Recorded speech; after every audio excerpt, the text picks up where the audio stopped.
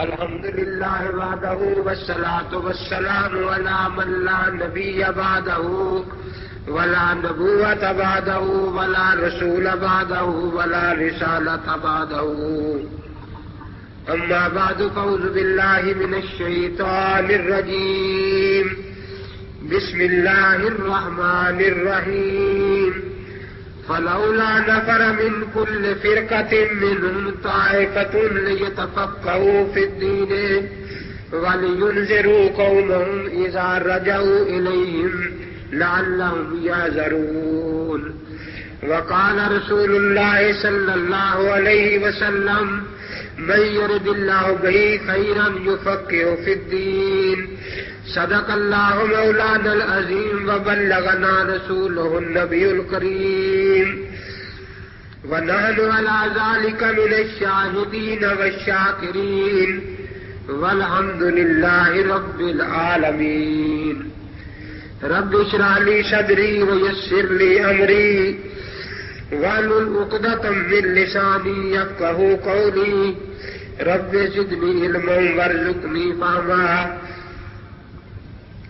سبحانك لا علم لنا إلا ما علمتنا إنك أنت العليم الحكيم اللهم صل على سيدنا ومولانا محمد وعلى آل سيدنا ومولانا محمد وبارك وسلم عليه برادران اہل سنت والجماعت،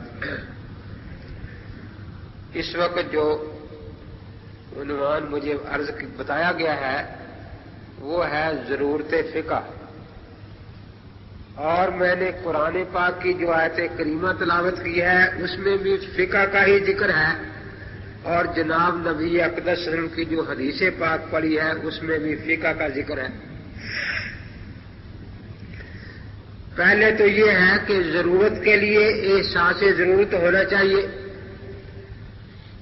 رسول اقدس صلی اللہ تعالی علیہ وسلم نے اپنے امتیوں کو سمجھانا تھا کہ قرآن اللہ تعالیٰ کی آخری کتاب ہے، لیکن قرآن پاک کے صحیح مطلب کی پہرے دار سنت ہے، اس لیے جو سنت کی نگرانی میں قرآن کو مانے گا وہ تو قرآن کو صحیح مان رہا ہے، اور جو سنت کو چھوڑ کر قرآن کو مانے گا وہ قرآن کو نہیں مان رہا۔ اب سوال یہ پیدا ہوتا تھا کہ آخر سنت کو ماننے کی ضرورت کیوں ہے؟ تو رسول اقدس صلی اللہ تعالی علیہ وسلم نے ایسی عام فہم بات سمجھائی، فرمایا کہ جس کے دل میں یہ شبہ ہو کہ سنت کا ماننا ضروری نہیں، اس سے یہ پوچھنا کہ گدھا حلال ہے یا حرام۔ آخر گدھا دنیا میں نظر آتا ہے یا نہیں آتا؟ اس کا کوئی حکم بھی ہونا چاہیے یہ حلال ہے یا حرام ہے۔ اگر وہ کہے کہ گدھا حلال ہے تو اسے کہو کہ سنت نہ نے دیکھنا، صرف قرآن پاک سے دکھا دو کہ گدھا حلال ہے۔ اگر وہ کہے حرام ہے تو بھی قرآن پاک سے دکھا دو کہ گدھا حرام ہے۔ اب صاف بات ہے کہ قرآن پاک میں نہ گدھے کا حلال ہونا مذکور ہے اور نہ گدھے کا حرام ہونا لکھا ہے، لیکن گدھا دنیا میں نظر تو آ رہا ہے نا، تو اس سوال سے ضرورت کا احساس پیدا ہوگا کہ بھی کچھ چیزیں واقعات ایسی ہیں کہ جو ہمیں قرآن پاک میں صاف صاف لفظوں میں نہیں مل سکتی۔ اس لیے اب وہ ضرورت کہاں سے پوری کی جائے تو اسی کو ہم سنت سے پورا کریں گے۔ اسی طریقے سے کچھ ایسی چیزیں ہیں جو سنت میں بھی صراحتاً نہیں ملتی، پھر آگے چلنے کی ضرورت ہوگی، پھر وہ فقہ سے ضرورت پوری کی جائے گی۔ اس پر بھی ایک واقعہ یاد آیا۔ ایک گاؤں تھا بہت بڑا، وہاں بہت سے لوگ سنی حنفی اہل سنت والجماعت رہتے تھے، اور کچھ لوگ اپنے آپ کو اہل حدیث کہتے تھے۔ 5-7 سال میں عجیب انقلاب آ گیا کہ جو اہل سنت تھے وہ تو اہل سنت ہی رہے، اور جو اہل حدیث تھے وہ سارے اہل قرآن بن گئے، وہ سارے اہل قرآن بن گئے۔ اب ان بیچاروں کو بڑی پریشانی ہوئی، ایک شیخ الحدیث صاحب کتابوں کی گرڑی باندھ کر چلے گئے کہ بھئی ان کو راہ ہدایت پر لانا چاہیے جو گمراہ ہو گئے۔ نمبردار جو تھا وہ پہلے اہل حدیث تھا، اب اہل قرآن تھا، یہ اس کے پاس پہنچے، پہلے بھی جاتے رہتے تھے، علیہ السلام کے بعد بیٹھے، پوچھا بڑا افسوس ہوا، سنا ہے کہ آپ لوگ اہل قرآن ہو گئے ہیں۔ جی اس میں افسوس کی کون سی بات ہے، آپ قرآن کو نہیں مانتے کہ نہیں آپ گمراہ ہو گئے ہیں نا؟ کہ مولوی صاحب توبہ کرو، قرآن گمراہ کر رہے ہیں، قرآن تو ہدایت کے لیے آیا ہے، ہم اہل قرآن ہو گئے ہیں، آپ کہتے ہیں آپ گمراہ ہو گئے۔ آپ مجھے قرآن پاک سے پہلے یہی آیت نکال کر دکھائیں کہ اللہ تعالی نے کہاں فرمایا ہے کہ میں نے قرآن دنیا کو گمراہ کرنے کے لیے بھیجا۔ وہ کہنے لگے نہیں تو میری بات نہیں سمجھا، یہ اہل قرآن ایک نیا فرقہ ہے۔ جی وہ کیسے نیا کیسے ہے؟ جب سے قرآن ہے اسی وقت سے اہل قرآن ہے، ایسے تو لوگ آپ کو بھی نیا فرقہ کہہ دیتے، لیکن آپ یہ جواب دیا کرتے ہیں کہ جب سے حدیث ہے اسی وقت سے اہل حدیث ہے۔ تو یہی جواب ہماری طرف سے سمجھ لیں کہ جب سے قرآن ہے اسی وقت سے اہل قرآن ہے۔ سے سمجھایا کہ بھی تو بات سمجھنے کی کوشش کر، دیکھو قرآن تو واقعتاً شروع سے آ رہا ہے، شروع سے، لیکن قرآن پاک کے ترجمے حنفیوں کے ملتے ہیں، تفسیریں حنفیوں کی شافعیوں کی ملتی ہیں، اہل قرآن کا کوئی ترجمہ انگریز کے دور سے پہلے نہیں ملتا۔ اس سے پتہ چلتا ہے کہ یہ فرقہ نیا ہے۔ اس نے کہا کہ اگر یہی دلیل ہے تو حدیث کی کسی کتاب کا ترجمہ بھی انگریز کے دور سے پہلے کسی اہل حدیث کا نہیں ملتا، غیر مکمل کا، تو پھر آپ بھی سمجھیں کہ ہم نیا فرقہ ہے۔ اس نے کہا جب دیکھا کہ یہ نمبردار قابو نہیں آ رہا، اس نے کہا چلو آپ جہاں ہیں وہی رہے، لیکن جتنی بات پر ہمارا آپ کا اتحاد اور اتفاق ہے اس میں تو مل کر کام کرنا چاہیے۔ جی بالکل، کہ ہم بھی کہتے ہیں تقلید حرام ہے، شرک ہے، اور آپ بھی کہتے ہیں تقلید حرام ہے اور شرک ہے۔ تو یہ تقلید کا شرک دنیا میں بہت پھیلتا جا رہا ہے، تو یہاں تو ہمیں مل کر کام کرنا چاہیے نا، کیونکہ یہاں ہمارا مسئلہ ایک ہے۔ اس نے کہا کہ اصل مولوی صاحب اگر مجھے سچی بات پوچھے نا تو میں اسی لیے اہل حدیث مسلک چھوڑ کر اہل قرآن بنا۔ کیوں؟ کہ میں جب اہل حدیث تھا تو میں یہی کہتا تھا تقلید حرام ہے، شرک ہے، جیسے آپ اب بھی کہہ رہے ہیں، اور اب میں اہل قرآن ہونے کے بعد بھی یہی کہہ رہا ہوں کہ تقلید امتی کی حرام ہے، شرک ہے۔ لیکن میں اہل حدیث سے اہل قرآن کیوں بن گیا؟ وجہ یہ جب میں نے اس بات پر نظر ڈالی کہ بھی ہم تو ایک بہت بڑا جھوٹ بول رہے ہیں دنیا میں۔ اہل سنت والجماعت فقہا کی تقلید کرتے ہیں اور اہل حدیث محدثین کی کرتے ہیں۔ ایک محدث کہہ دیتا ہے یہ حدیث صحیح ہے، یہ ضعیف ہے، اور ہم ان کی تقلید میں مان لیتے ہیں کہ یہ حدیث صحیح ہے، یہ ضعیف ہے۔ تو اس لیے میں اسی بات پر پریشان ہوا کہ فقہا کی تقلید کا ذکر تو قرآن میں ہے، فقہا کا ذکر، محدثین کا تو کہیں قرآن میں ذکر بھی نہیں ہے۔ تو عجیب بات ہے کہ فقہا کی تقلید کو شرک کہا جائے اور محدثین کی تقلید کو ایمان کہا جائے۔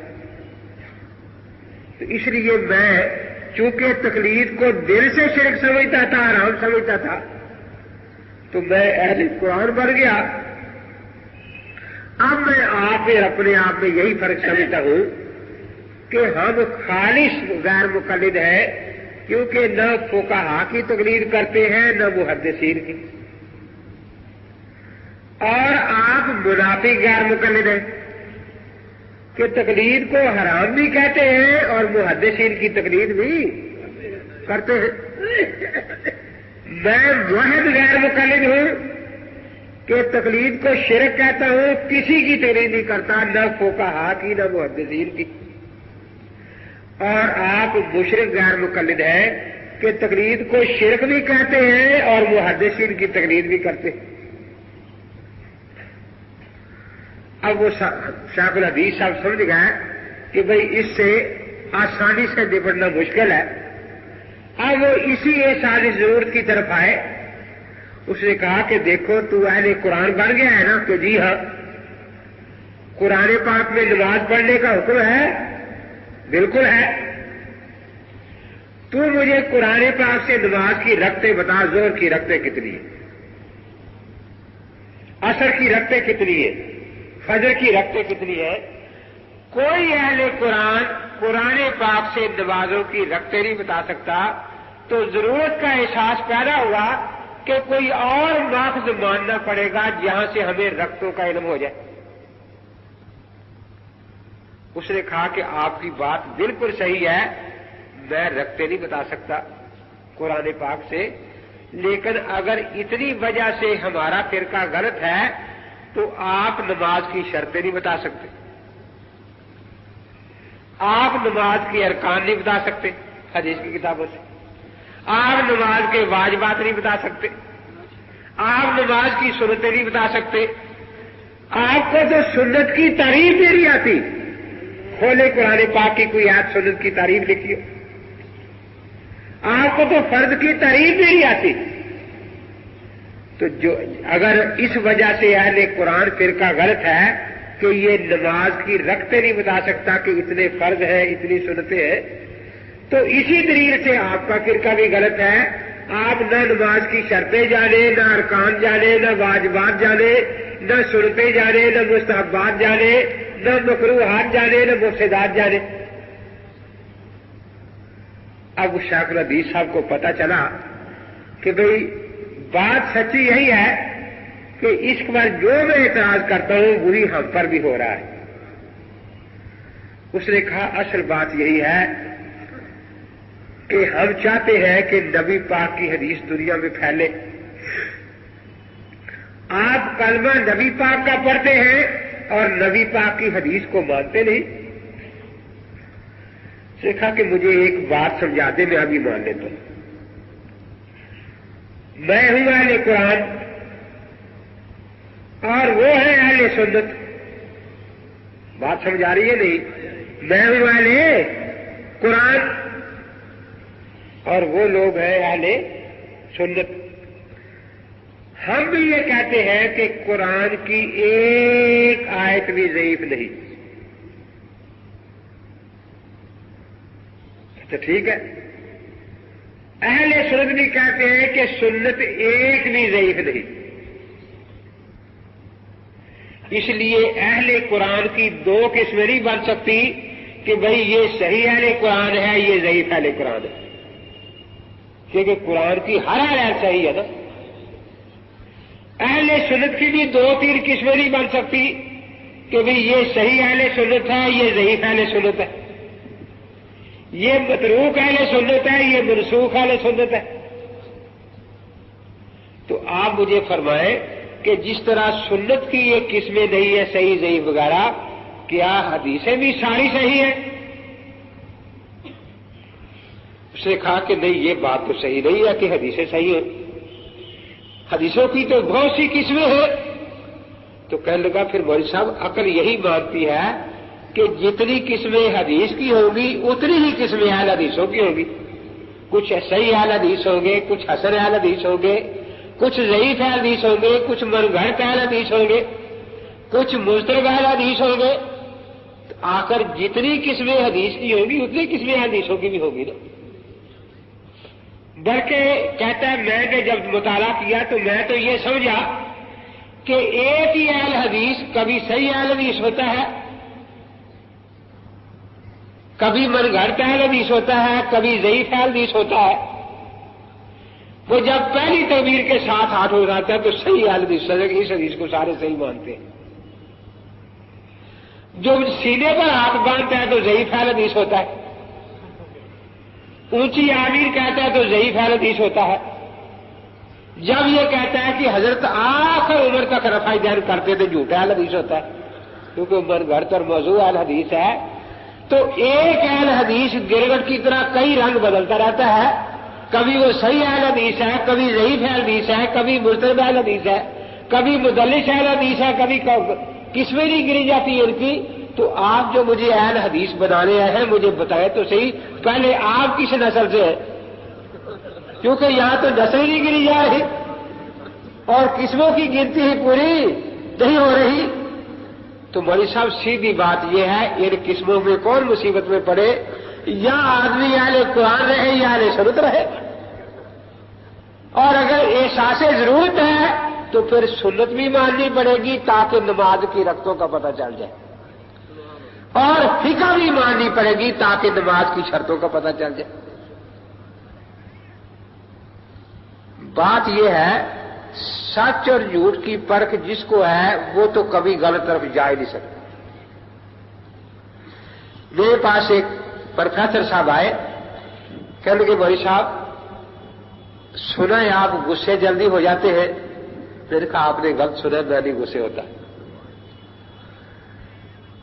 کہتے مجھے یہ سمجھائے اگر کوئی آدمی یہ بات کہے کہ میں ہر مسئلہ قرآن اور حدیث سے لیتا ہوں تو اس میں کون سی بات غلط ہے؟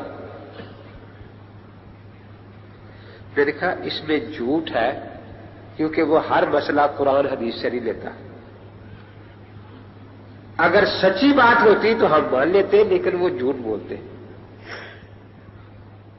کہتے جی جب بھی میں نے مناظرے سنے جی وہ قرآن حدیث پیش کر رہے تھے، یہ فقہ پیش کر رہے تھے. میں نے کہا یہ بھی جھوٹ ہے. مجھے ایک کیسٹ لا دو مناظرے کی کہ جس میں مناظرے میں غیر مقلد نے قرآن حدیث پیش کیا ہو اور حنفی نے فقہ پیش کی. دیکھو جب ایک غیر مقلد حدیث سنائے گا، ادھر سے مقلد بھی سنائے گا حدیث. اب مقلد ایک سچ بولے گا، غیر مقلد جھوٹ بولے گا. مقلد سچ کیا بولے گا کہ بھئی میں نے یہ جو حدیث پاک سنائی ہے اس کو اللہ یا اللہ کے رسول پاک نے نہ صحیح فرمایا ہے نہ ضعیف فرمایا ہے. اللہ تعالیٰ نے اور اللہ کے رسول نے نہ اس حدیث کو صحیح کہا ہے نہ ضعیف کہا ہے. اس لیے اگر کوئی یہ کہتا ہے کہ اہل حدیث کے دو اصول فرمانے خدا فرمانے رسول، تو بھائی اس کو پہلا حق میں دیتا ہوں کہ وہ اللہ تعالیٰ سے کہلوا دے کہ یہ حدیث صحیح ہے یا ضعیف.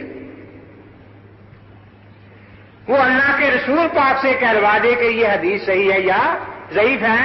میں آگے چلوں گا نہیں، جو کچھ اللہ کا فرمان ہوگا سارا آنکھوں پر، جو کچھ اللہ کے نبی کی بات ہوگی سارا آنکھوں پر.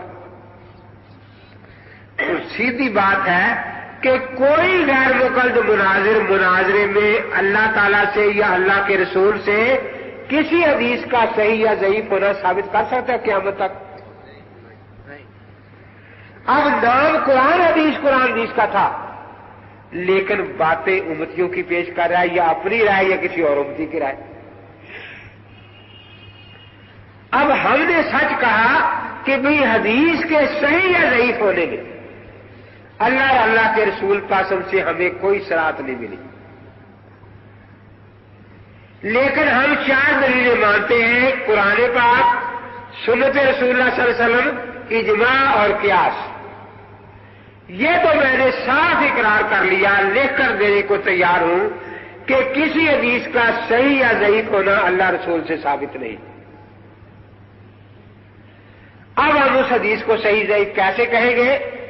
اب ہم دیکھیں گے کہ 4 اماموں نے اس پر عمل کر لیا ہے، تو پھر ہم اجماع کی دلیل سے اس حدیث کو صحیح کہیں گے کہ بھئی اس حدیث کے صحیح ہونے پر اللہ رسول کا فرمان نہیں ملا، نہ ضعیف ہونے پر لیکن چاروں اماموں کا اتفاق اور اجماع ہو گیا ہے، اور اجماع ہمارے ہاں دلیل ہے، اس لیے یہ حدیث صحیح ہے۔ اور اگر ائمہ کرام میں اختلاف ہو تو پھر ہم اپنے امام کی بات پر عمل کریں گے۔ وہ فرماتے ہیں اذا سال حدیث و فاوا مذہبی، کہ میں نے صحیح حدیث کو اپنا مذہب قرار دیا ہے، اس لیے ہم دیکھیں گے کہ اس حدیث پر فقہ حنفی میں عمل کرنا لکھا ہوا ہے یا نہیں۔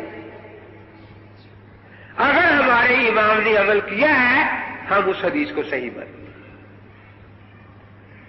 اور پھر آخر میں بھی یہی اعلان کریں گے کہ ضد نہیں ہے، جس حدیث پر میرے امام نے عمل کیا ہے اگر اب بھی آپ اللہ تعالیٰ سے کہلوا دیں کہ یہ حدیث ضعیف ہے، ہم اپنے امام کی بات چھوڑ کر اللہ تعالیٰ کی بات مان لیں گے۔ اگر اب بھی آپ اللہ کے رسول پاک سے کہلوا دیں کہ یہ حدیث ضعیف ہے جس پر امام ابو حنیفہ نے عمل کیا ہے، تو ہم اپنے امام کی بات چھوڑ کر اللہ کے رسول پاک کی بات مان لیں گے۔ ہم جو کچھ کہتے ہیں وہی کر کے دکھاتے ہیں۔ وہ نام لیتے ہیں قرآن حدیث اور کہتے ہیں جی یہ حدیث صحیح نہیں، کہ کس نے کہا؟ ابن حجر نے کہا جی، نووی نے کہا جی، پروفیسر عبداللہ بہاولپوری نے کہا جی۔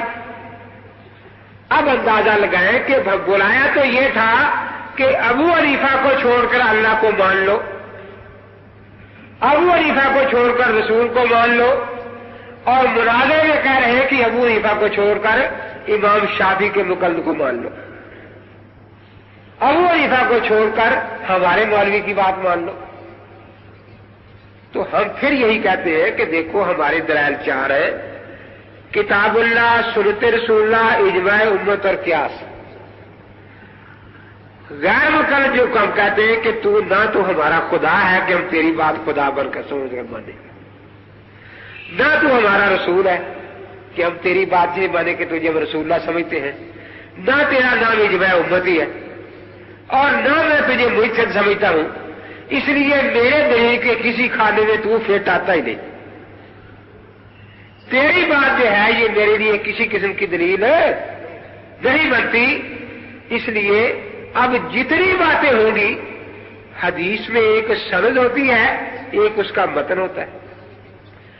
سند کے لیے بھی محدثین کے محتاج ہے، اس کے بھی درجے ہوتے ہیں۔ ایک کہتا ہے جی حدیث یہ متواتر ہے، وہ حدیث مشہور ہے، یہ عزیز ہے، یہ غریب ہے، یہ خبر واحد ہے، یہ صحیح ہے، یہ حسن ہے۔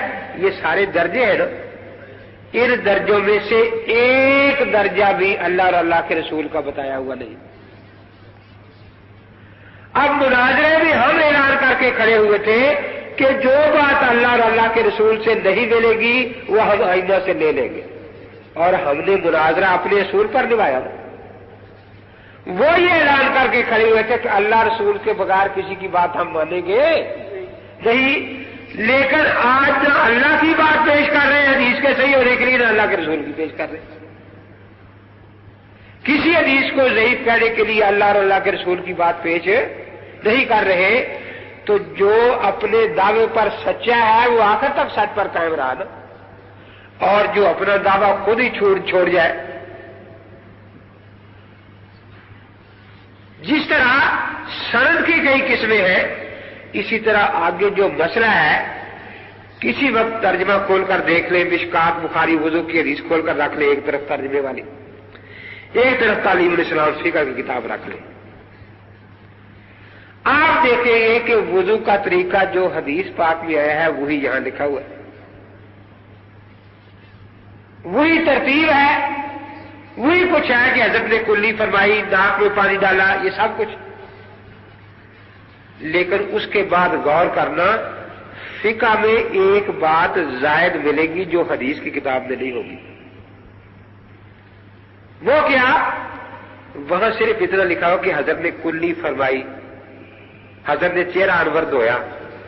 یہاں یہ بھی لکھا ہوگا کہ چہرہ انور دھونا، چہرہ دھونا فرض ہے۔ یہ فرض کا حکم حدیث میں نہیں ہوگا، فقہ میں ہوگا۔ وہاں اتنا لکھا ہوگا کہ حضرت نے کلی فرمائی، بس۔ فقہ میں یہ لکھا ہوا کہ کلی کرنا سنت ہے۔ تو جس طرح سند میں درجے تھے اسی طرح ان حکم بھی درجے ہیں. حضرت پاک نے جو کام کیے کوئی فرض درجے کا ہے, کوئی واجب درجے کا ہے, کوئی سنت درجے کا ہے, کوئی مستحب درجے کا ہے, کوئی نفل درجے کا ہے, اور اس کا دنیا میں کوئی انکار نہیں کر سکتا. دیکھیے آپ ہی غور کریں, ایک آدمی نے جمعہ نہیں پڑھا جمعہ, اور ایک نے تحیۃ الوضو نہیں پڑھا, تو دونوں ایک درجے کے مجرم ہیں جی. دیکھیں ایک درجے کے مجرم, فرق ہے یا نہیں؟ ایک آدمی ہے اس نے زکات نہیں دی اور ایک آدمی نے نفل خیرات نہیں کی, تو دونوں کا درجہ ایک ہوگا.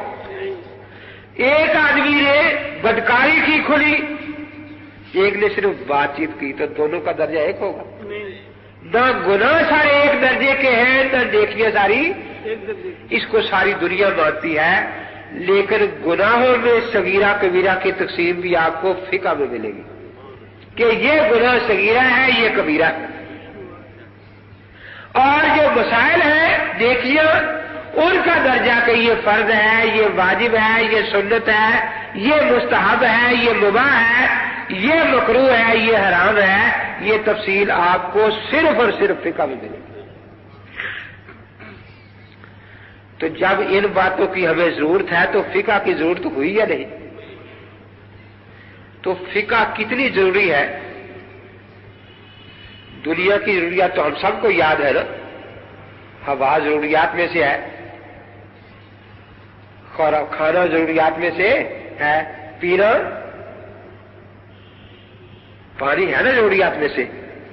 دیکھو اللہ تعالیٰ کیا سمجھا رہے ہیں اللہ کے نبی پاک اور اللہ تعالیٰ کہ جتنا انسانی زندگی کے لیے پانی ضروری ہے اتنی ہی اسلامی زندگی کے لیے فقہ بھی ضروری ہے. اللہ تعالیٰ نے کہاں سمجھایا؟ قرآن پاک میں فقہ کو سمجھایا کہ فقہ کس کو کہتے ہیں. اب آج ترجمے قرآن کے ایک دے لیتا ہے کہ جی فقہ کا معنی ہے سمجھ. یہ کیا جی میں نے ترجمہ دیکھا جی, فقہ کا معنی ہے سمجھ, فقہ کا معنی ہے سمجھ. اب وہاں ایک بچہ بیٹھا تھا دوسری جماعت کا, میں نے اس کو بلایا, میں نے کہا یہ لفظ کیا لکھا ہے؟ کہتا جی حساب.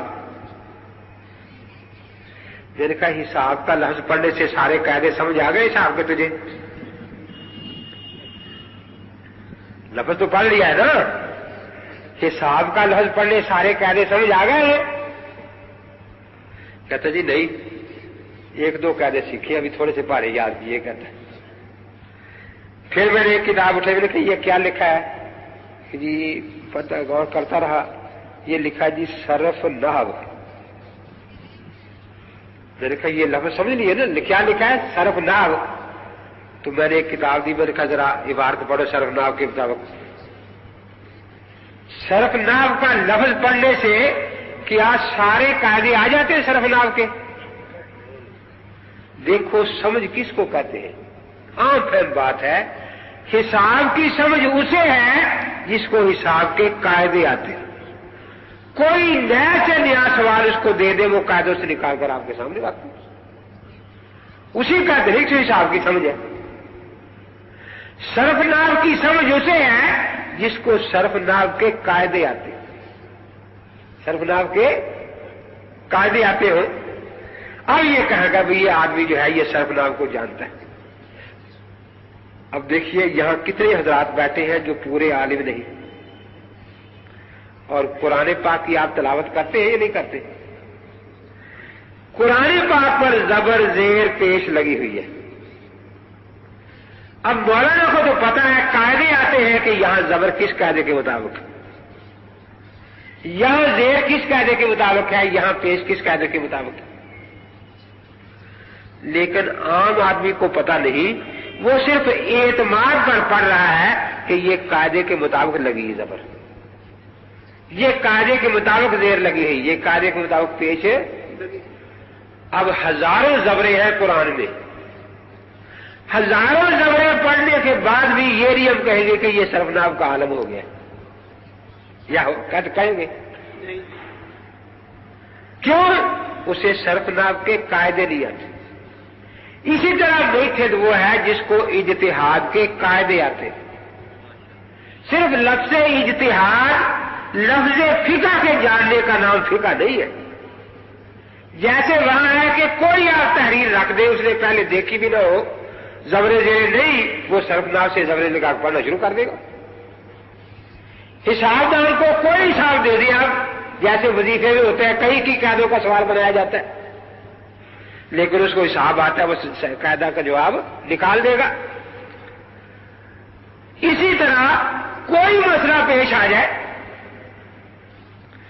ایک آدمی اتحیات میں بیٹھا اور بجائے اتحیات پڑھنے کے بھول کر اعلیٰ شریف پڑھنے لگا وہاں. اب یہ نیا مسئلہ پیش آ گیا، اب وہ کیا کرے؟ سارے قرآن کا ترجمہ پڑھے تو مسئلہ نہیں ملے گا، ساری حدیثوں کا ترجمہ پڑھ دیا تو مسئلہ. لیکن ہمارا دین کامل ہے یا ناقص؟ یہ وہی حل کرے گا جس کو قاعدے آتے ہیں. تو جس طرح حساب دان اس کو کہتے ہیں جس کو حساب کے قاعدے آتے ہیں، فقیہ اس کو نہیں کہتے جسے فقہ کا لفظ پڑھنا آتا ہے. فقیہ اسے کہتے ہیں جس کو فقہی قاعدے یاد ہیں. اب جس کو فقہی قاعدے یاد ہیں وہ فقیہ ہے، اور جو اس سے زبردیر لگوا کر پڑھ لے وہ مقلد ہے.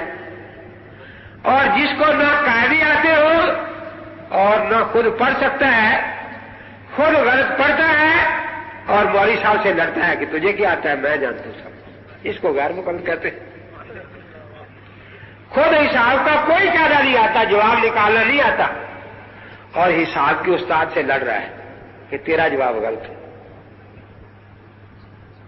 اب جو خود کتاب قاعدے جانتا ہے وہ تو فقہ کے درجے میں، فقیہ کے درجے میں، اور جو نہیں جانتا دوسرے سے حساب کروا لیا وہ مقلد ہوا اس کا.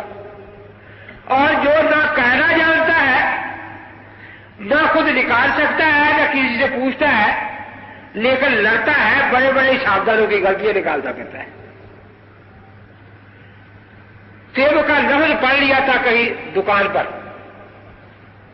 اور اب کہتا ہے میں طبیب ہوں، اور دنیا کے بڑے بڑے طبیبوں کی غلطیاں نکالتا ہے کہ لقمان بھی غلط لے کے گیا تھا،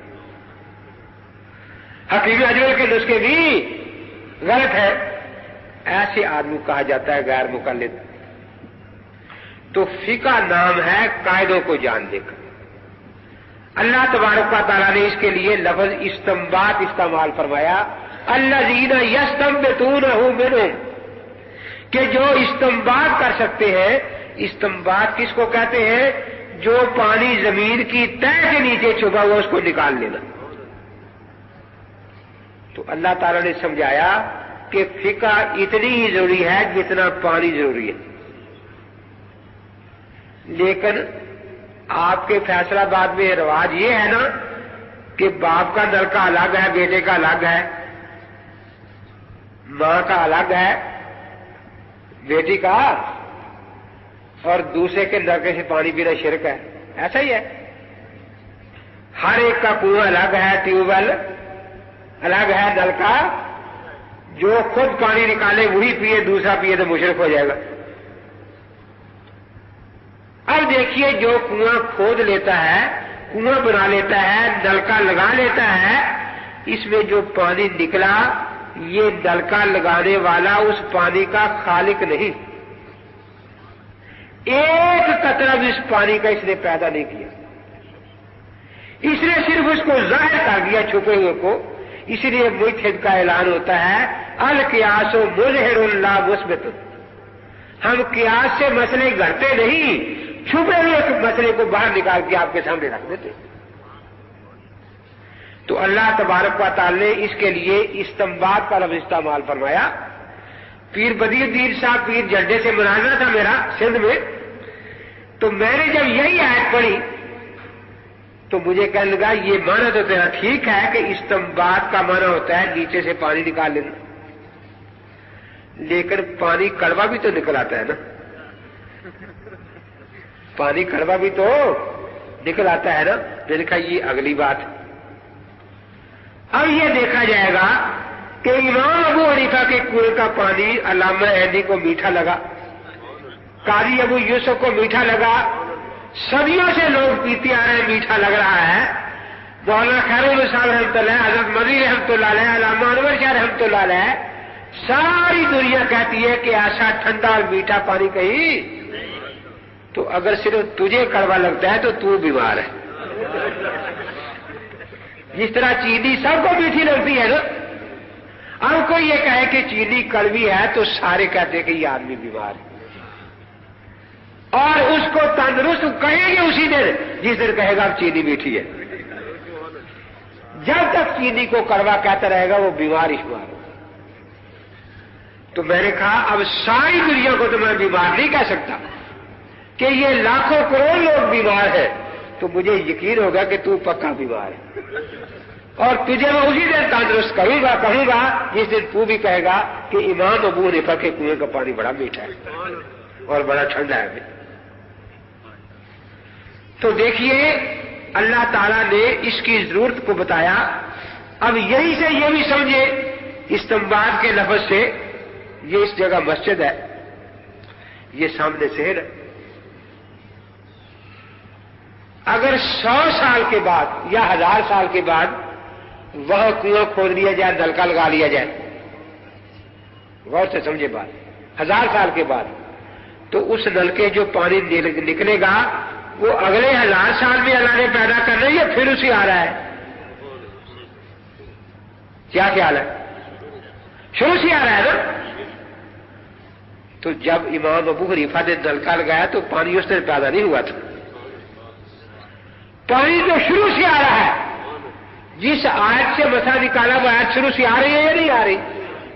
جس حدیث سے مسا نکالا وہ حدیث شروع سے آ رہی ہے یا نہیں آ رہی؟ تو اسی طرح یہ فقہ جو ہے استنباط، یہ پانی تو شروع سے آ رہا ہے۔ یہ نہیں دیکھا جاتا کہ بھئی یہ نلکا پچھلے سال لگا تھا، وہ 10 سال پرانا ہے، تو وہاں اللہ نے پانی 10 سال پہلے پیدا کیا تھا، یہ 10 سال بعد پیدا کیا۔ دنیا میں ایسا کوئی بیوقوف دیکھا ہے؟ جو پوچھا کرتے ہیں جی امام صاحب کب پیدا ہوئے، کب پانی نکلا، یہ وہ سمجھتے ہیں کہ شاید امام صاحب نے پانی خود پیدا کیا، یہی تو جھوٹ ہے ساری بات۔ تو اللہ تبارک و تعالی نے ضرورت کے لیے بتایا، اس بات کا احساس، مثال دی پانی کی۔ ایک پانی وہ ہے جو نہر دریا میں آپ کے سامنے پھر رہا ہے، اس سے جانور بھی پیدا اٹھا رہے ہیں بغیر محنت کے۔ جانور جاتا ہے، گھوڑا پی لیتا ہے، پرندہ پی لیتا ہے، انسان بھی پی لیتا ہے، لیکن یہ پانی محنت سے نکالا جاتا ہے۔ اسی محنت کو عربی میں اجتہاد کہتے ہیں۔ اسی محنت کو، ان کے پاس اوزار ہیں، ان کے پاس اصول اور قاعدے ہیں، وہی تھے ان کے پاس۔ جیسے یہ اوزاروں سے کھود کر پانی جہاں کر لیا، وہ ان قاعدوں سے نکال لیتے پانی، فقہ کا مسئلہ۔ تو اس لیے پھر اللہ کے پاک پیغمبر صلی اللہ علیہ وسلم نے بھی یہی مثال دی۔ صحیح بخاری شریف صفحہ 20 پر یہ حدیث ہے، حضرت نے فرمایا کہ اللہ نے جو وحی مجھ پر نازل فرمائی، اس کی مثال بارش کے پانی کی سی ہے۔ بارش کا پانی جب زمین پر آتا ہے تو حضرت نے فرمایا کہ زمین آگے 3 قسم کی ہوتی ہے۔ کتنی قسموں کی؟ ایک تو کھیت ہے، جسے اللہ تعالی اللہ کے رسول نے ارض طیبہ فرمایا۔ ایک وہ زمین ہے جو نشیب تھی، وہاں پانی جمع ہو گیا، تالاب بن گیا، ڈیم بن گیا، اور ایک ٹیلے کی شکل تھی۔ 3 قسم کی زمین بیان فرمائی، ایک کھیت، ایک نشیب اور ایک ٹیلا۔ کھیت پر بارش اتری، اس نے اس پانی کو اپنے سینہ کھول کر جذب کر لیا۔ اب اسی پانی کی برکت سے ہماری زندگی کی ہر ضرورت وہاں سے پیدا ہو رہی ہے۔ گندم اگ رہی ہے، گندا اگ رہا ہے، جڑی بوٹیاں دوا داروں کے لیے اگ رہی ہیں، پھول خوشبو کے لیے اگ رہے ہیں۔ تو فقہ کی مثال کھیت کی ہے۔ ملحد کتاب و سنت کے علم کو اپنے سینے میں جذب کر لیتا ہے۔ اس کے جذب کے بعد اب جس طرح یہ درخت اگا ہوا ہے نا، اس کے ایک ایک پتے میں پانی کا اثر ہے یا نہیں؟ ایک ایک ٹہنی میں، ایک ایک شاخ میں. اسی طرح موئتھے جو بیان کر رہا ہے، ایک ایک فرض وہی کتاب و سنت سے لیا اس نے، ایک ایک سنت وہی سے لی ہے، ایک ایک مستحب وہی سے لیا ہے، ایک ایک مباح وہی سے لیا ہے. اگر کوئی کہے جی فلاں سنت جو لکھی ہے یہ کتاب و سنت میں نہیں، ایسا ہی ہے جیسے کہ یہ جو پتا ہے اس کا پانی نیچے سے نہیں آ جڑ سے. تو یہ ایک جہالت کی بات ہے. لیکن دنیا میں جہلوں کی کمی تو نہیں ہوتی نا، آخر دنیا میں جہل بھی بستے. تو مقصد یہ ہے، ایک تو ہے فقہ، اس کی مثال اللہ کے نبی پاک نے کھیت کی دی. غذائیں کھیت میں پیدا ہوتی ہے، دوائیں کھیت میں پیدا ہوتی ہے، خوشبوئیں، چینی وغیرہ، گنا، سب کچھ کھیت میں پیدا ہو رہا ہے نا. تو اسی طرح فقہ میں تمام ضروریات زندگی کے مسائل ہوتے ہیں. اور ایک وہ تالاب بن گیا، یہ حدیث کی کتاب کی مثال ہے. اس میں پانی پانی کی شکل میں نظر آ رہا ہے، جیسے حدیث کی کتاب میں کالا سرخ کے لفظ نظر آ رہے ہیں. لیکن پتے میں پانی نظر نہ بھی آئے تو یقین ہوتا ہے کہ ہے پانی کا اثر. گندم میں پانی نظر نہ بھی آئے تو ہے پانی ہی کا اثر. اس لیے فقہ کی کتاب میں کالا سرخ کے لفظ نظر نہ بھی آئے، پھر بھی ایک ایک مسئلہ کتاب اللہ سے لیا گیا ہے، سنت رسول اللہ صلی اللہ علیہ وسلم سے لیا گیا ہے. تو یہ مسائل جو ہے یہ وہیں سے لیے گئے ہیں. تو کھیت مثال ہے محدثین کی، فقہا کی، کھیت مثال اور تالاب مثال ہے محدثین کی. اب یہ بھی دیکھو کہ تالاب کا مالک جو بیٹھا ہے وہ پانی تو پی لے گا، گندم کہاں سے لے گا، گنا کہاں سے لے گا، گڑ کہاں سے ملے گا اس کو، آلو کہاں سے لے گا بھائی، گوبھی کہاں سے لائے گا؟ آخر وہ کھیت والے کے پاس جائے گا نا. یہی وجہ ہے کہ سارے محدثین مقلد تھے. کوئی امام شافعی کے کھیت سے لے رہا ہے، کوئی امام مالک کے کھیت سے لے رہا ہے، کوئی امام ابو حنیفہ کے کھیت سے لے رہا ہے، کوئی امام احمد بن حنبل کے کھیت سے لے رہا ہے. تو جب فقہ کے بارے میں بات سمجھائی کہ اس کی مثال پانی کی ہے، اور وہ تیسری زمین رہ گئی تیلا. مولانا روم رحمۃ اللہ عجیب مثال لکھی ہے کہ ایک اونٹ کہیں گندی جگہ لیٹ کر آیا، پیشاب پخانہ سارے جسم پر لگا ہوا، اور پورے شہر کی مکھیاں اس پر اکٹھی. آ رہا تھا تو شہر سے کوئی اونٹ دوسرا دکھنے سے پوچھا کہ کہاں سے آئے ہو؟ کہ آب زمزم پر غسل کر کے آ رہا ہوں. دیکھا شکل ہی نظر آ رہی ہے، اتنی خوشبو پھیل رہی ہے نا، یہ ساری کہتے ہیں برکت نظر آ رہی ہے آب زمزم کی. اب وہ نام آب زمزم کا لے رہا ہے اور ہے پخانہ پیشاب چاروں دن میں دیکھا ہوں یا نام قرآن حدیث کا، اور کہیں بات محمد جونا گڑھی کی، کہیں عبداللہ روپڑی کی، کہیں کسی کی. ہم یہی کہتے ہیں کہ اللہ کے بندو سچا سچ بولتا ہے، جھوٹ نہیں اس کو پسند نہیں آتا، ان کو جھوٹ بولنا نہیں آتا. تو یاد رکھے فقہ ایک ایسی ضروری چیز ہے، جس طرح پانی کے بغیر آپ وضو کر سکتے ہیں، غسل، پیاس بجھ سکتی ہے، روٹی پک سکتی ہے، ہڈیاں پک سکتی ہے، فقہ کے بغیر کوئی ماں کا لال نماز نہیں پڑھ سکتا. میں ایک دفعہ ڈیرہ غازی خان کی طرف جا رہا تھا، یہ چلتن گاڑی میں، کوٹ ادو سے 2-3 نوجوان لڑکے بیٹھے، مجھے پہچانتے ہوں گے. اب وہ آپس میں باتیں کر رہے ہیں، حنفی سارے دوزخ میں جائیں گے، حنفی سارے دوزخ میں جائیں گے. نماز ہی غلط ہے نا، نماز ہی غلط ہے. پہلے تو میں خاموش رہا، جب 2-4 بار انہوں نے تکرار کیا تو پھر میں سمجھا کہ یہ تو مجھے سمجھانا چاہتے ہیں. میں نے کہا آپ کو پتا ہے کہ آپ کی نماز کا حساب کتاب کہاں ہونا ہے؟ میدان قیامت میں بالکل غلط، جہنم میں۔ کیسے؟ میں نے کہا آپ نماز شروع کرتے ہیں، امام اللہ اکبر اونچی کہتا ہے، مقتدی آہستہ کہتا ہے، اس طرح کرتے ہیں نا، تو یہ مسئلہ فقہ کا ہے جو آپ کو کہتے جہنم میں لے جائے گی۔ آپ نماز ختم کرتے ہیں، امام السلام علیکم اونچی کہتا ہے، مقتدی آہستہ، تو آپ کی نماز شروع بھی فقہ سے ہوتی ہے، ختم بھی فقہ۔ جتنی باتوں کو فرض کہتے ہو فقہ سے لیا کا، شافعیوں سے لیا، حنفیوں سے۔ جتنی باتوں کو سنت کہتے ہو فقہ سے لی ہوئی ہے، جتنی باتوں کو مکروہ کہتے ہو ساری فقہ سے لی ہوئی ہے۔ تو اللہ تعالیٰ تمہیں کہیں گے کہ چلو بھائی جہنم میں کھڑے کر کے حساب شروع کرے، کیونکہ یہ تمہارا اپنا فیصلہ تھا نا۔ جیسے تاریخ میں واقع آتا ہے کہ جبریل امین انسانی شکل میں آئے، فرعون کے سامنے ایک سوال نامہ رکھا کہ اللہ تعالیٰ نے کسی انسان پر اتنا اتنا یہ احسان کیا ہے اور پھر وہ خدا کا نافرمان، سزا کیا ہونی چاہیے؟ فرعون نے کہا کہ اس کو غرق کرنا چاہیے۔ تو جبریل نے کہا کہ اپنے بارے میں فیصلہ دے دیا۔ اسی طرح اللہ تعالیٰ قیامت کو فرمائیں گے کہ تمہارا فیصلہ تم پر نافذ کریں گے۔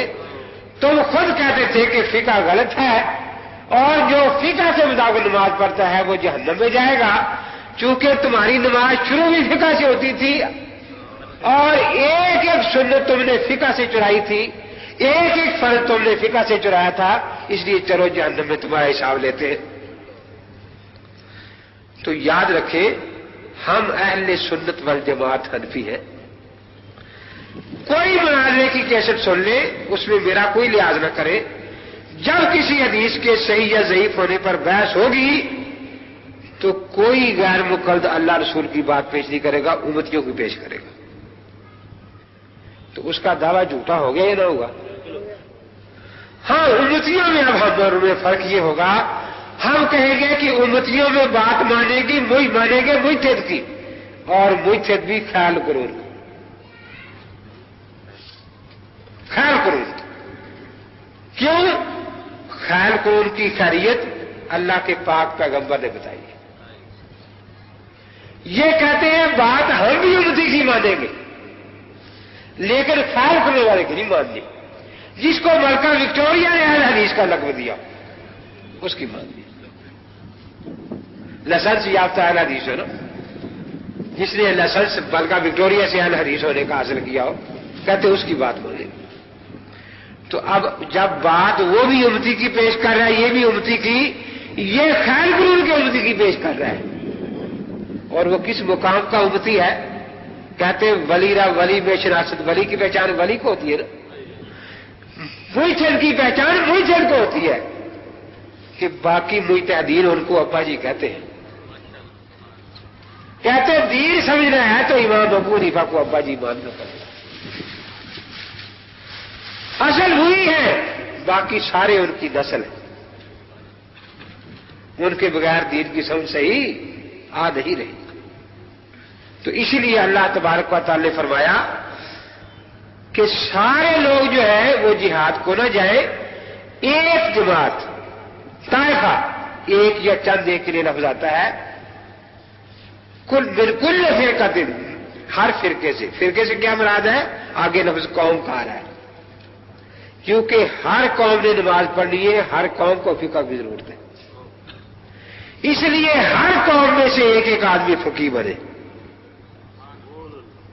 اور جو وہ آپ کا اپنی قوم میں جائے گا تو ساری قوم اسی فقیہ کی تقلید اور تابعداری کرے گی۔ تو آیت سے دو باتیں بالکل واضح ہو گئی، ایک یہ کہ کتاب و سنت جو ہے اس کی صحیح سمجھ وہ ہے جو فقہا بیان کرے۔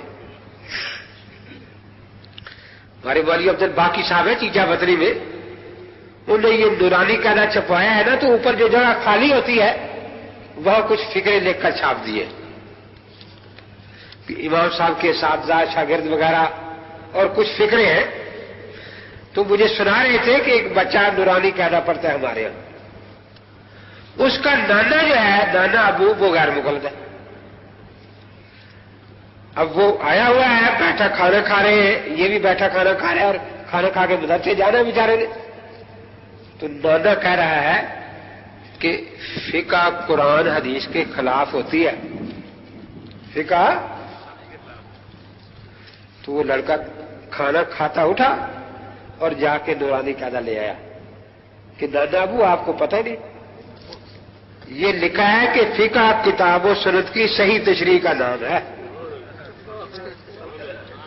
نانا ابو یہ پڑھ لے، یہ لکھا ہے کہ اچھا. اب وہ بڑا پریشان ہوا، یہ پھر کھانا کھانے بیٹھ گیا بچہ. وہ کہتا ہے امام بخاری کا مقام بہت اونچا ہے امت میں. وہ پھر اٹھا، نانا ابو آپ کو پتہ ہی نہیں، امام بخاری تو امام بخاری کے شاگردوں کے شاگردوں کے شاگرد ہیں. یہ دیکھو نانا ابو آپ کو قاعدہ بھی نہیں آتا.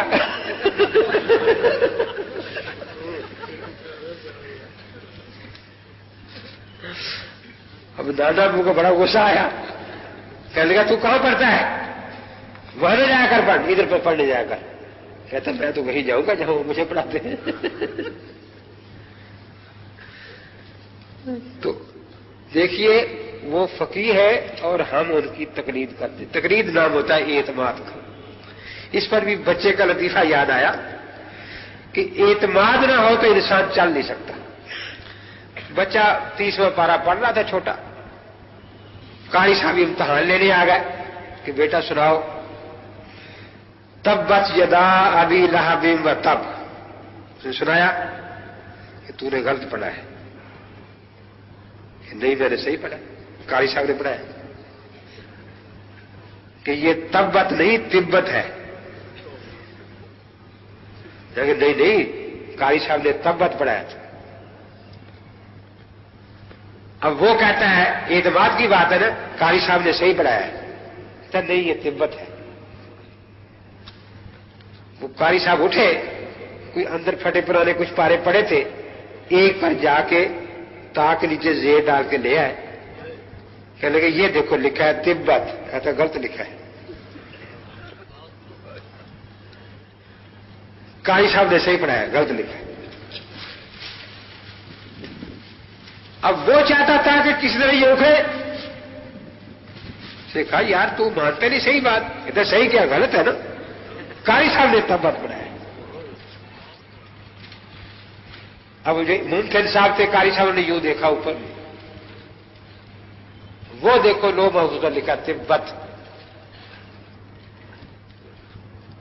وہ دیکھو لو محفوظ پر لکھا ہے. کہتا مجھے نظر نہیں آ رہا. چاقو نکال لیا. کہتا دکھاؤ ٹھیک کر دوں. کہتا چاقو نکال کے کھڑا ہوا. کہتا آپ کو نظر آئے مجھے نظر، مجھے دکھاؤ میں ٹھیک کر دوں کچھ کے. کہتا جب قاری صاحب نے تبت پڑھایا ہے تو معلوم ہے کہ وہاں غلط لکھا گیا ہے. قاری صاحب غلط نہیں پڑھا سکتے. جب تک یہ والا ہاتھ تھا نا اعتقاد بڑوں پر، اس وقت تک کوئی ہمیں پھسرا نہیں سکتا تھا. اب وہ قاری صاحب اتنے حیران ہوئے، قاری صاحب سے کہہ رہے تھے ان کے استاد سے کہ بھئی آپ کے شاگرد آپ کے بڑے بہت ہیں. اب دیکھو نا کوئی تمہیں کہہ رہے پڑھتے پڑھتے یہ قرآن میں زبر زیر غلط ہے تو آپ مان لیتے فون. جس طرح قرآن کی ایک ایک زبر زیر صحیح ہے، فقہ کا ایک ایک مسئلہ صحیح ہے یہاں جو مفتبی قول المعمول بھئی ہے. تو ایک تو یہ ہے کہ فقہ کس کو کہتے ہیں؟ کتاب و سنت کی صحیح سمجھ کو. دوسرا یہ کہ اگر فقہا میں اختلاف ہو جائے تو پھر کس طرف جائے؟ یہ بھی تو سوچنے والی بات ہے نا. تو کیا ہے لینذروا، آگے کیا ہے جی؟ لینذروا کے آگے کیا ہے؟ یہی میں سوچ رہا قوم ہے نا کہ جو اپنی قوم کا ہوگا اس کی بات ماننی ہے.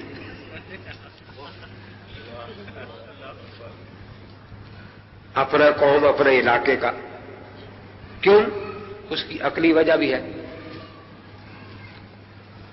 اب آپ مولانا کو مثلا 10 سال سے یہاں دیکھ رہے ہیں، ان کے بارے میں ایک آپ کا ذہن بنا، ان کو دیکھ کر ان کے تقوی طہارت اور ان کے علم کا روب آپ بھی بیٹھا.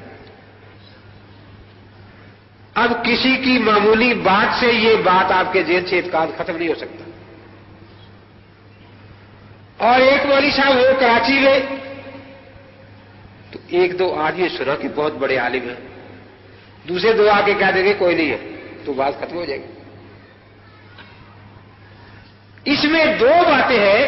ایک تو یہ کہ جو آپ کے علاقے، جس کا مذہب آپ کے علاقے میں متواتر ہے،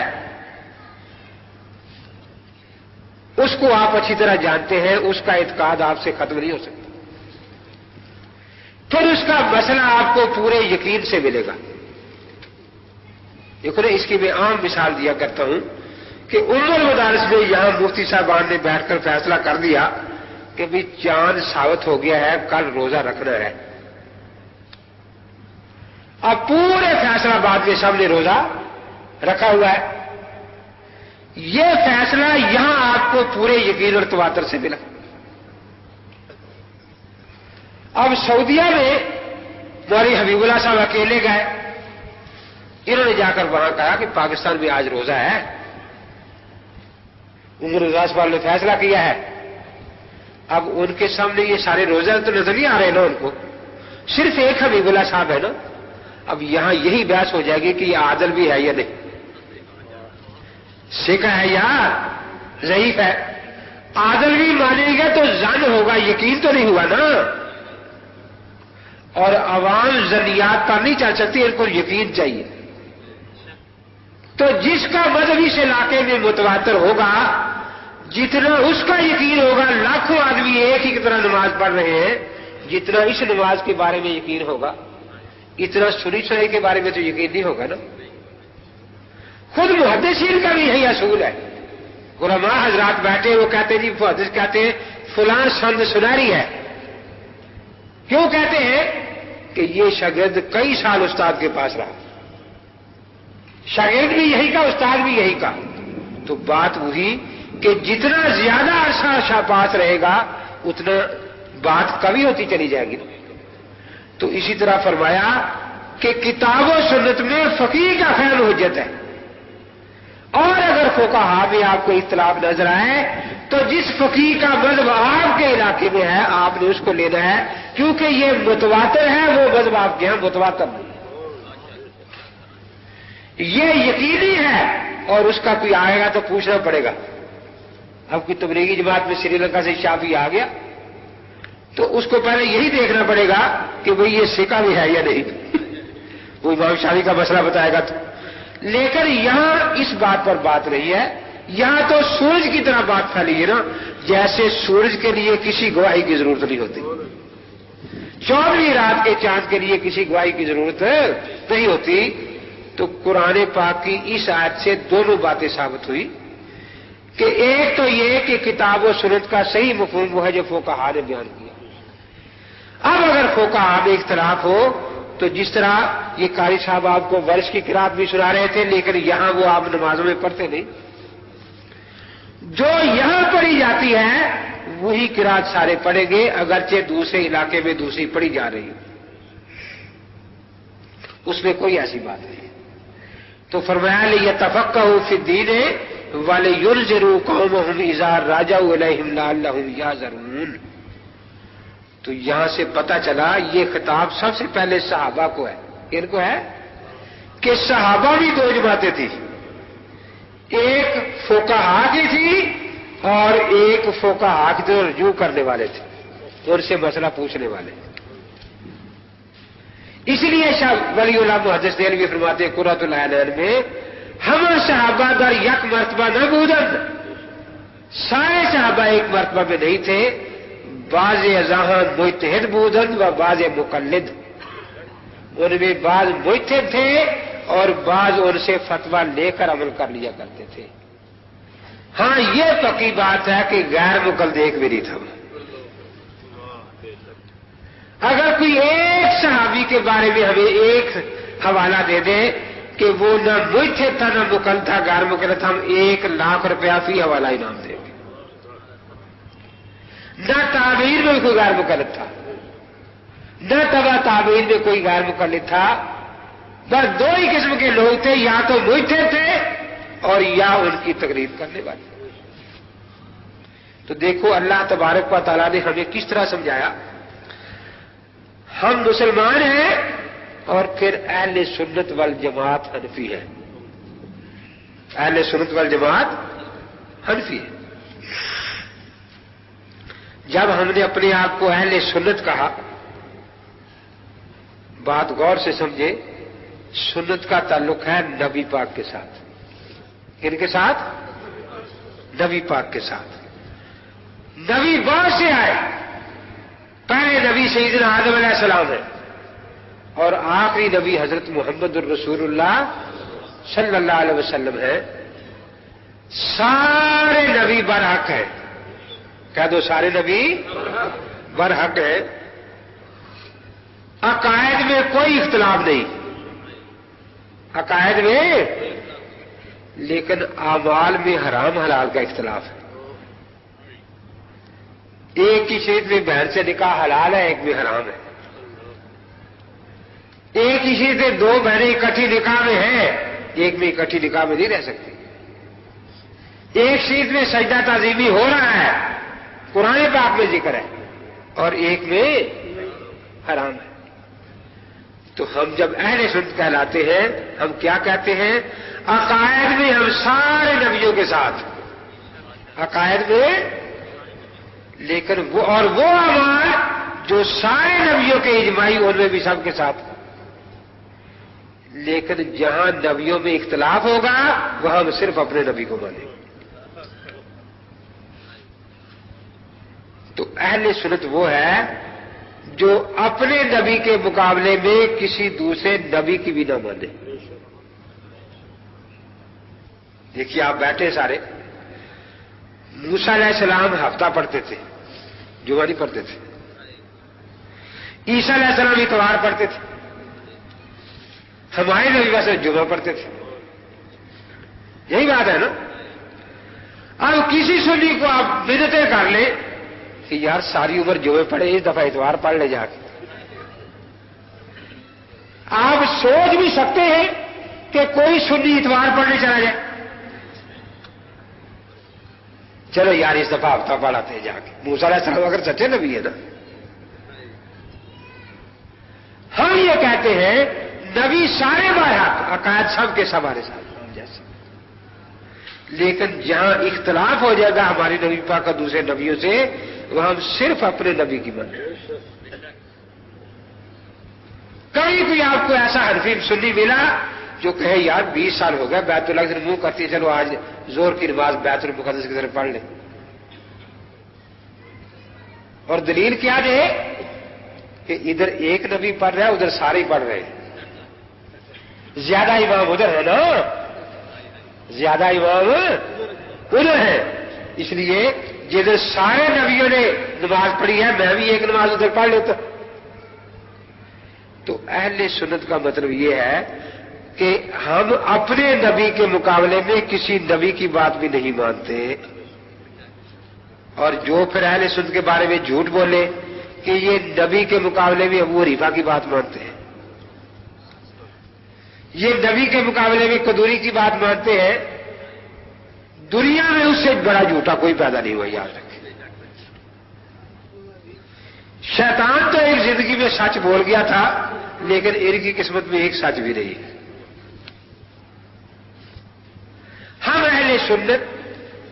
اہل سنت جب کہا تو تعلق نبی سے جوڑا، یہاں ہم نے نبوت والی بات واضح کر دی کہ نبیوں میں عقائد میں اتفاق، جن مسائل میں اتفاق ہم سب کے ساتھ، جن میں آپس میں اختلاف ہوگا وہ ہم اپنے نبی کے علاوہ کسی اور طرف نظر بھی نہیں اٹھائیں گے۔ اسی طرح چاروں امام جو برحق ہیں ان کا مطلب کیا کہ چاروں عقیدہ تر اہل سنت والجماعت تھے، ان کے عقیدے سب کے ایک تھے۔ ہم عقیدوں میں چاروں اماموں کے ساتھ اور اتفاقی مسائل میں بھی چاروں اماموں کے ساتھ، لیکن جہاں اختلاف ہوگا پھر ہم اپنے امام کے خلاف دوسرے کی بات نہیں لیں گے، ہم اپنے امام کی بات، دوسرے کی بات، اور نہ ان کو حق ہے کہ ہمارے امام کے خلاف کسی امتی کا قول ہمارے سامنے پیش کریں. ہم حنفی کہلاتے ہیں. تو اس لیے ہم اہل سنت والجماعت حنفی ہیں. اہل سنت کا مطلب میں نے عرض کیا، اہل سنت میں نسبت نبوت کا ذکر ہے، اللہ کے نبی دین کے لانے والے. والجماعت میں صحابہ کا ذکر ہے، دین کے پھیلانے والے، دین کے. اور حنفی میں امام ابو حنیفہ کا ذکر ہے، دین کے لکھوانے والے، دین کے لکھوانے والے. تینوں الگ الگ مقاصد ہیں ہمارے. اب دیکھو سوال، یہ لوگ کہتے ہیں جی ہم قرآن حدیث کو سمجھ سکتے ہیں نبیوں صحابہ کے بغیر، ائمہ کے بغیر، لیکن ہم تو دیکھتے ہیں کہ ان کو اردو زبان کا ایک لفظ آج تک صحیح استعمال کر نہیں آیا. ایک حرف وہ ہے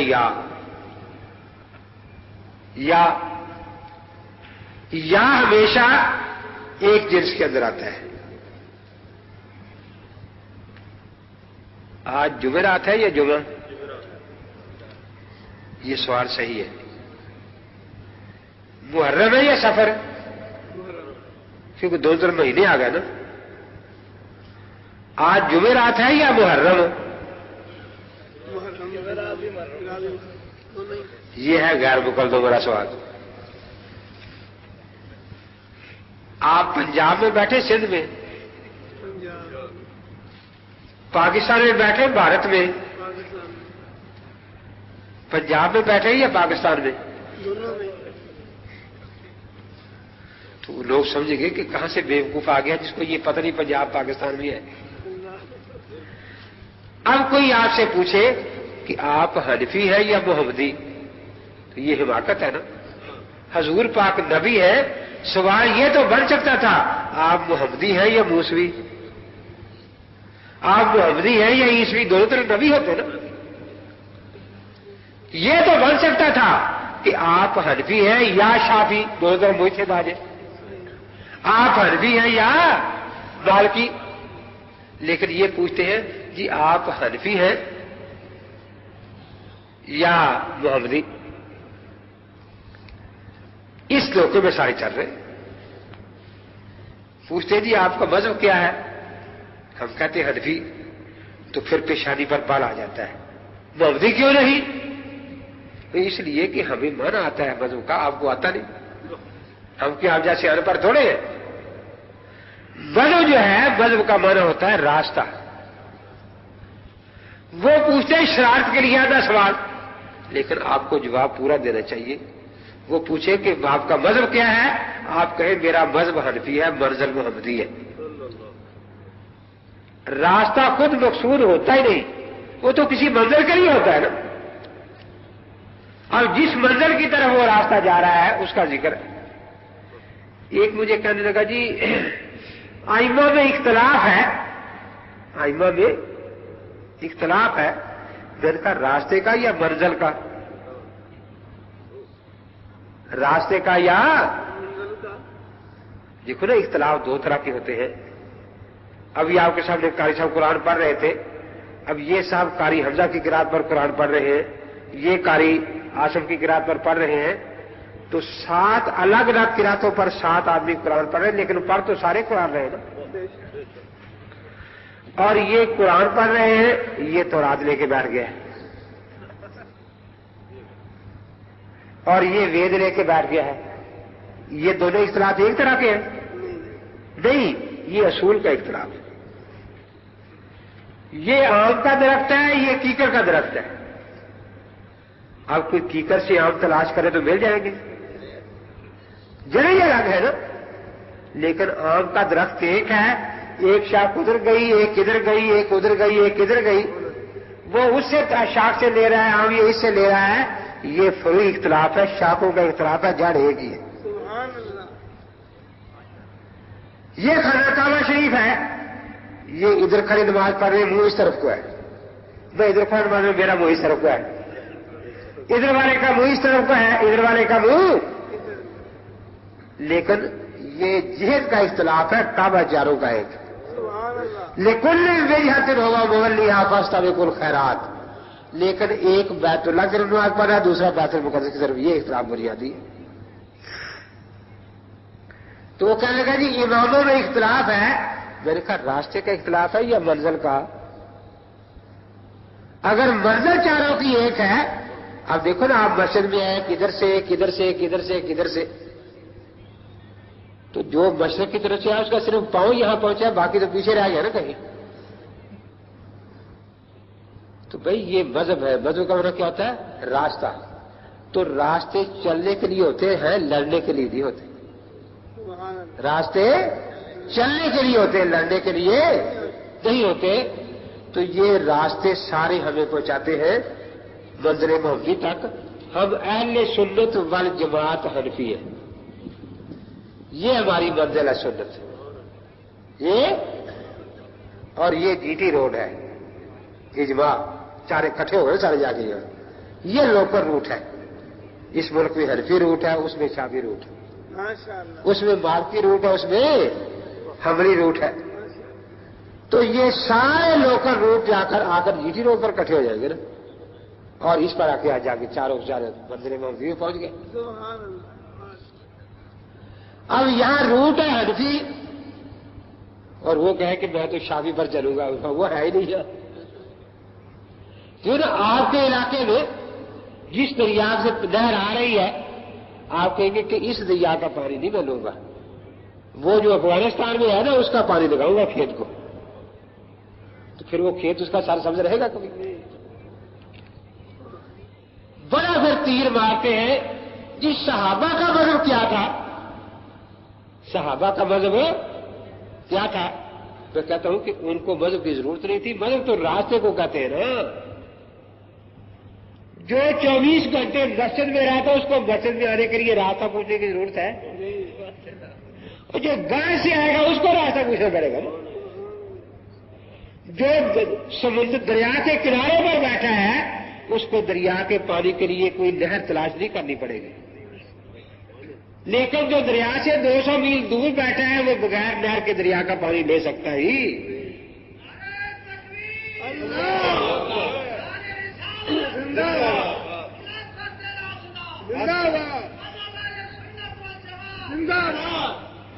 ایک مجھے کہنے لگا کہ جی حضور پاک نے فرمایا ہے کہ نماز اس طرح پڑھو جیسے مجھے دیکھو نماز پڑھتے۔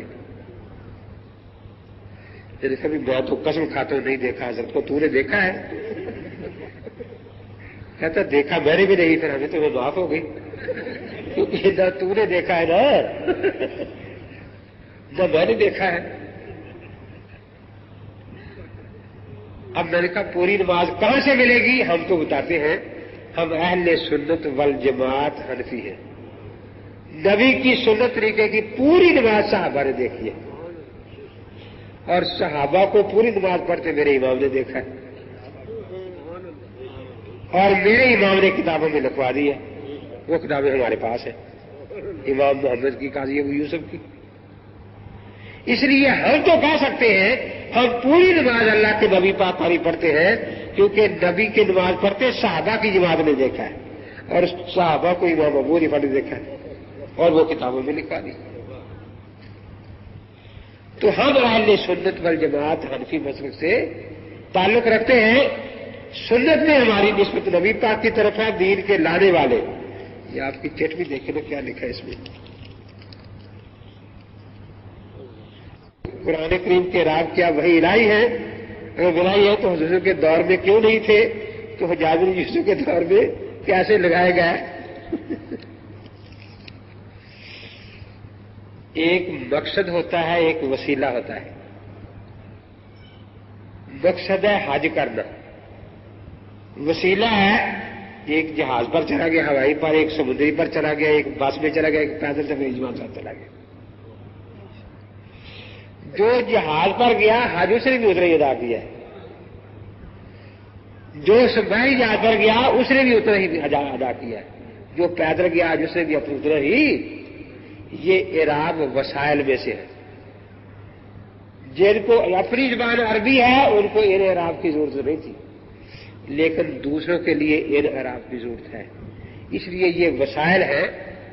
وضو کی 13 سنتے ہیں نا، لیکن ایک آدمی وضو نہر پر کر رہا ہے، چھوٹی اس نے بھی تیاری کی ہے پوری، دوسرا ٹوٹی پر بیٹھا کر رہا ہے، تیسرا نلکے پر کر رہا ہے، چوتھا ٹپ میں کر رہا ہے، پانچواں حوض میں کر رہا ہے. تو وسائل جو ہیں یہ ہر زمانے میں بدل سکتے ہیں، لیکن مقاصد نہیں بدلا کرتے. قرآن پاک کی تلاوت وحی کی تلاوت ہے، البتہ یہ اس کے وسائل ہے اعراب لگانا، تو اس لیے یہ وسائل امتیوں کی طرف سے ہوتے ہیں.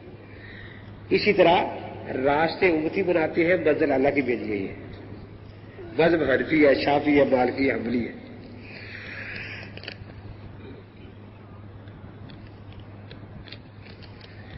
کہ منکر حدیث تو گدھے کو حلال کہتے ہیں، اور پرویز کی کتاب میں جاب نے لکھا کہ حرام اشیاء فقط 4 ہیں جو انما حرم لکم المیتۃ والدم ولحم الخنزیر میں ہے.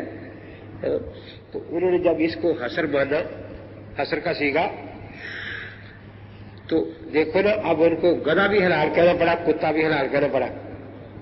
نیاز فتح پور نے پوری کتاب لکھی ہے اتنی موٹی کہ کتا حلال ہے، کتاب کا نام یہ کتا حلال ہے، اور کتے کی قربانی کرنا بھی کہتا ہے جائز ہے. اب اس نے قرآن کا مطلب جو سمجھا پوری امت کے خلاف سمجھا نا. یہی وجہ ہے کہ اس نے جو سمجھا فقہا سے نہیں سمجھا. فقہا کہتے ہیں کہ یہ جو انما کا حصر ہے یہ ان حرام حلال میں ہے جو ان کافروں میں دائر تھے، سب کے بارے میں یہ نہیں ہے. تو اس لیے فقہا کو سمجھنا بات نہ سمجھنے سے اب گدھا حلال کرنا پڑا. اس لیے میں بتایا کرتا ہوں نا کہ جو پہلا منکر حدیث تھا نا، اس کی بیٹی کہیں بھاگ گئی،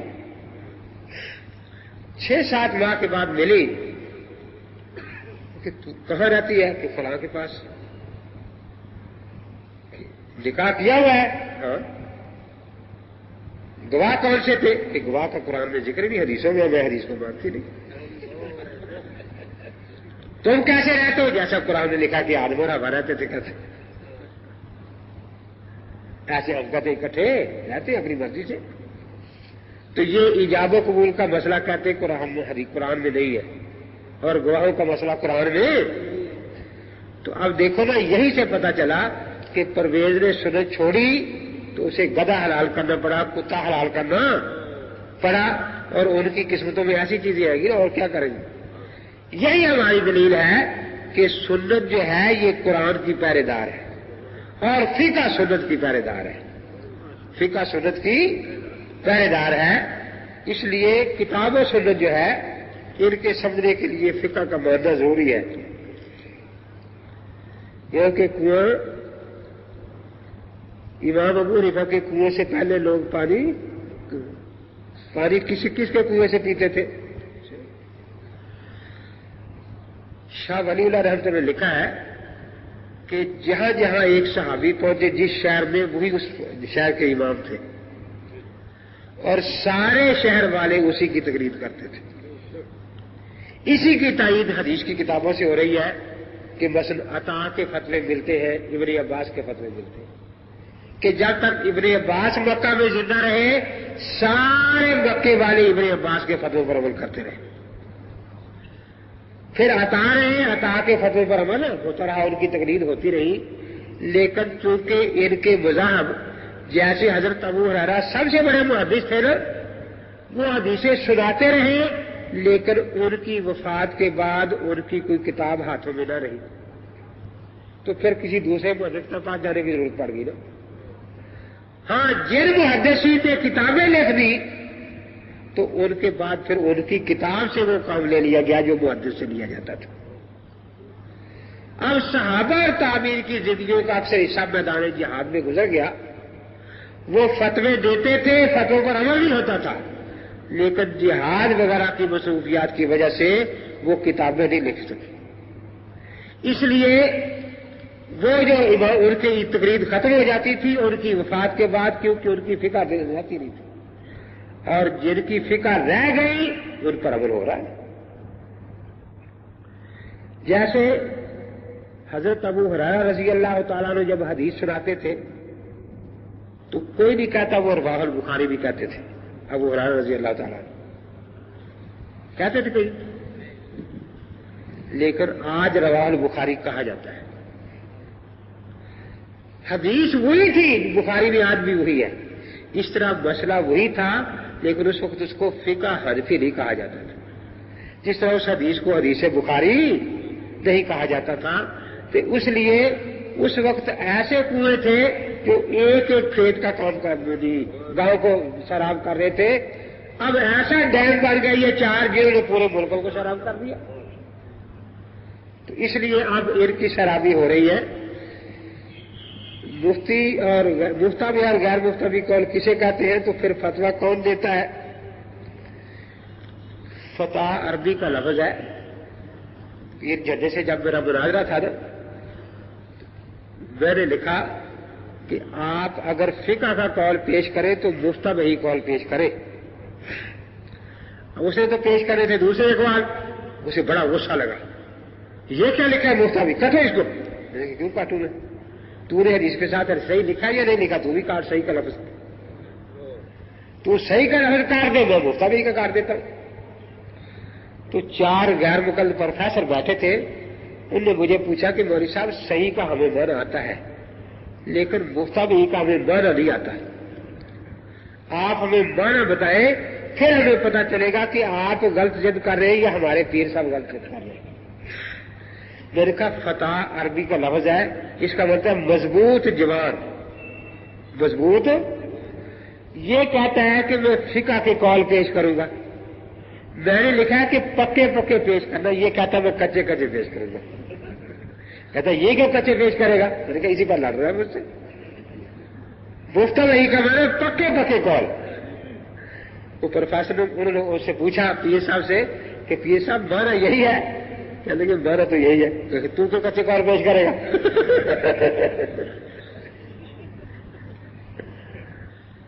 تو جس طرح حدیث کی اصول ہے اس سے پتہ چلتا ہے کہ یہ حدیث صحیح ہے ضعیف ہے، اس طرح مجتہد کے اصول ہوتے ہیں، ان اصولوں سے فیصلہ ہوتا ہے کہ یہ مفتابی قول ہے اور یہ غیر مفتابی قول ہے. آگے ہے ہر حدیث کو سنت کہہ سکتے ہیں؟ سنت نہیں تو کیوں؟ کیا فرق کیا ہے؟ سنت کہتے ہیں اصل میں راستے کو. جس حدیث پر عمل جاری ہو گیا وہ تو سنت کے بعد بھی آئے گی، اور جس پر جاری نہیں رہا اس کو سڑک تو نہیں کرتا. سنت میرے سڑک ہے نا، جس پر لوگ چل رہے ہیں. اگر ہل چلا ہوا ہو اور ایک آدمی پیشاب کرنے چلا جائے تو پاؤں تو لگ جائیں گے اس کے بھی، لیکن کوئی یہ نہیں کہا کہ راستہ بن گیا ہے. جی یہ تو وہی بات ہوئی. بڑی دودھ صاحب کے پوتے مجھے ملنے آئے، علاق سلاق کے بعد کہنے لگے جی مجھے آپ سے ملنے کا بڑا شوق تھا. میں نے کہا خیر تھی. سنیں آپ اہل حدیث کے بہت ہی خلاف ہیں. سنیں آپ اہل حدیث کے بہت ہی خلاف ہیں. میں نے کہا میں تو اس دور کے اہل قرآن کے بھی سخت خلاف ہوں، کیونکہ وہ جانے لگا تھا میں نے راستہ روک لیا نا. میں نے کہا میں تو ان کے اہل قرآن کے ان کے کہتا ہم بھی خلاف ہیں، ان کے ہم بھی خلاف ہیں. تھوڑی دیر کے بعد مجھے پوچھتا ہے کہ وہ سب حدیث بری چیز ہے، آپ اہل حدیث کے خلاف ہیں. میں نے کہا قرآن ہی برا ہے. آپ نے کہا کہ میں اہل قرآن کے خلاف ہوں. نہیں وہ تو قرآن کا لے کر دین میں جھوٹ بولتے ہیں نا. میں نے کہا آپ حدیث کا نام لے کر دین میں جھوٹ بولتے ہیں، بات تو یہ ہے. میں نے کہا تجھے کس نے کہا تھا حدیث بننا؟ تجھے کس نے کہا تھا اہل سنت بننا؟ میرے نبی پاک نے فرمایا تھا علیکم بسنتی. تجھے کس نے کہا تھا علیکم بحدیثی؟